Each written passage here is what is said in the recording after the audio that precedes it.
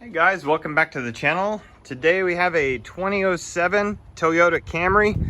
It's an XLE and it has the 4-cylinder engine.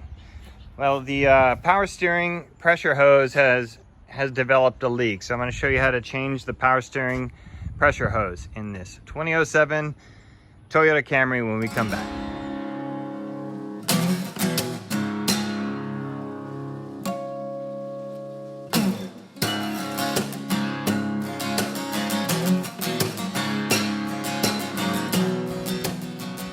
Okay, so we have the new hose right here. I got it from AutoZone, so I believe it's in 80388.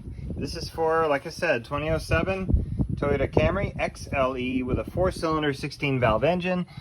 Basically, it's right down here.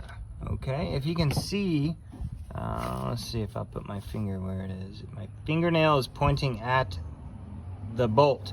All right, so it's going to be a I think they call this a banjo bolt. And I think inside this package they give me all the seals for that. It's usually a couple of copper washers. We'll see how that works. It's a hollow bolt. Anyway, before you change anything and before you get into this, you're going to want to make sure that that is the correct hose for your application. Obviously, we can't string it exactly with the other hose because the other one's installed on the car, but we're gonna see if the fittings look right. We're gonna see if the bends in the tubing look right, and we're gonna see if the actual hose and the crimping areas look right. So I'm gonna jack the car up and check out the other side of the hose. Okay, so a quick jacking tip for you guys. Most cars have a little arrow that points to the jacking point. Do you see that arrow? It's right there. Okay, so on this side and in the back there is one of those arrows. So what you'll do is you'll line up your jack right there, and you need to peer underneath to see where it is. Don't jack on the plastic itself, but it's actually pointing to a metal spot right here. That is where you need to jack it at. All right, just a quick tip. So first things first, get the clamps off, and one of them is right behind that bracket right there. Okay, one clamp is loose. The other one looks easy enough as well. It's 10 millimeters for the bolts. Okay, so the bolt that's the fluid bolt right here the best way to go about it is with a line wrench, and it's a 17 millimeter line wrench. Now, what's good about this car is I can go around the back here and be able to access my bolts just fine. Okay, so I know the video is hard to see, but we're going to be going around that. We're going to be going around that wrench and getting a bite. I'm sorry, around that line and getting a bite on that bolt just like that. Okay, be careful because there's another bolt. There's another tube behind it, and you could bend that. Okay, so I broke the line loose. It hasn't started dripping yet. So what I did is I got a fluid container. What I'm going to do is I'm going to go in there with my hand and I'm going to manually loosen it until it starts to drain. It's going to drain. It could drain the whole reservoir for the power steering due to siphoning effect. So just be prepared for that. I have a new container of power steering fluid ready to put in the system. So I loosen the hose, and the fluid is really draining out good right now. Just make sure you have something to catch this mess in.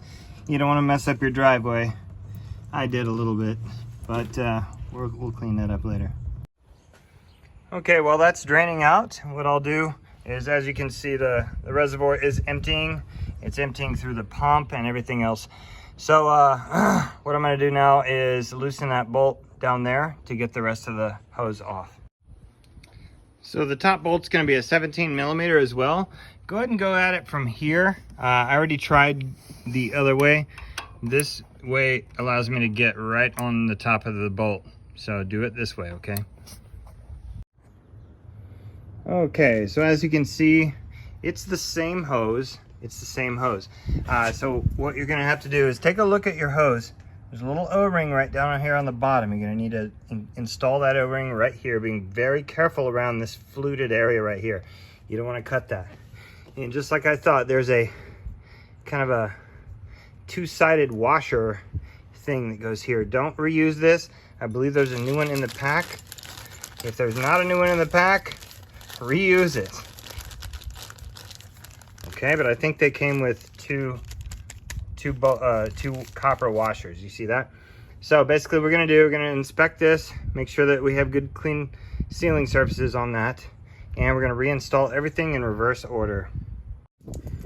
Okay, so I have my new O-ring on there. I have my copper washers ready to go. I'm going to place a copper washer underneath, right where it mates to the pump, and I'm going to place another one at the top, right where this is called a banjo bolt, right when the banjo bolt goes in. I'm going to feed it through right now. I'm going to feed it through this way, being careful of the tip of this thing. I got oil on the camera. All right, so I'm going to feed it through this way. And observe the routing you had prior, and it should work out for you.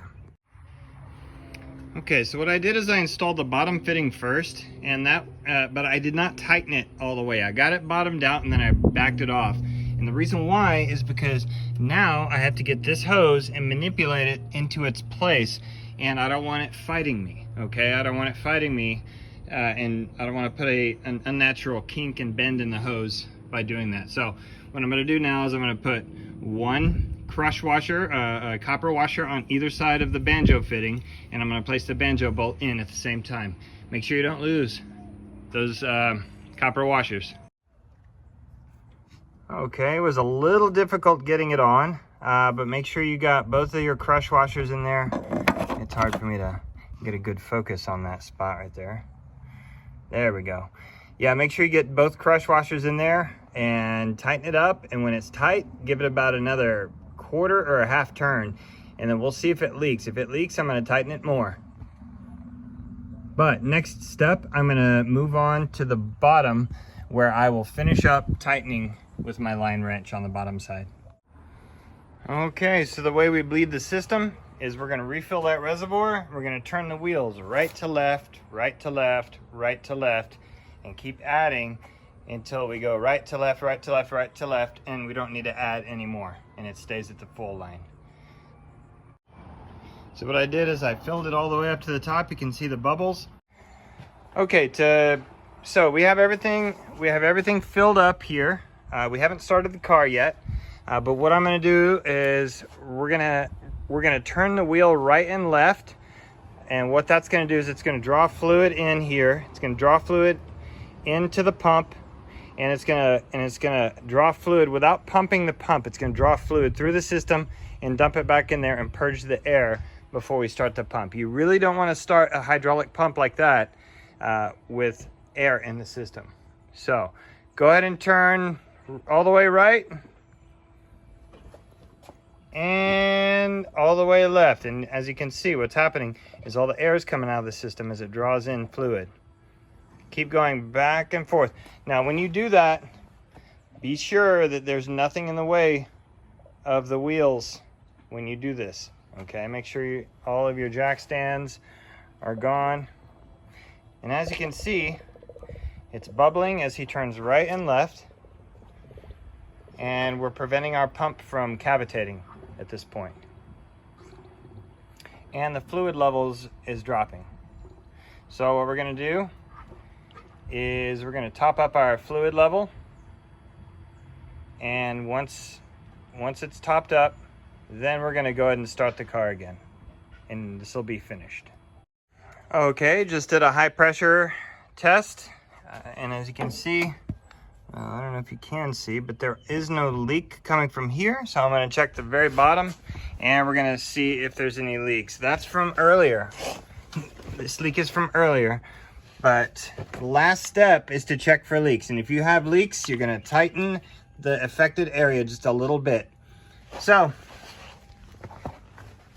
this concludes this session. So now you know how to change your pressure hose on your 2007 Toyota Camry, and leak check it, ops check it, and bleed the system. All right, we'll see you next time on I Just Fix It Myself.